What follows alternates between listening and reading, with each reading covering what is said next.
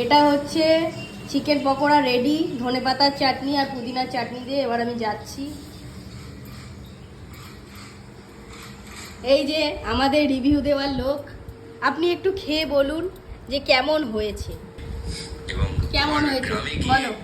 ছেলেমেয়েরা সবাই তোমাকে খোঁজে, ভালো হয়েছে? গর্বিতাতে গিয়ে তোমাকে খোঁজে, যেটা তোর জেঠুর জায়গা না। তো সুন্দর। একটা জায়গা যখন কোনো একজন মানুষের নামে লোকে চিনতে শুরু করে, তার মানে আমরা বুঝতে পারি মানুষটা কিছু তো ল্যান্ডমার্কের কাজ করেছে।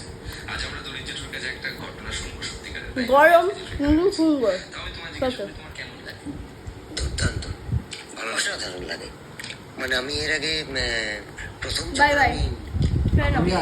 যে তোমার সঙ্গে আমার ইন্ট্রোডিউস করে দিয়েছিল আর কি, আর ভাব তো আমারই হয়ে যাবে। জামাই সৌম্যদীপ, সৌম্যদীপ সব লেখা তো সব লেখাই আমি লিখে ওকে পাঠাই, ও টাইপ করে খুব স্পিড হাতের, হ্যাঁ আমরা স্পিড করে ও তোমারও ইয়ে করে ফাইল আমাকে আবার দিলাম। পাঠায়।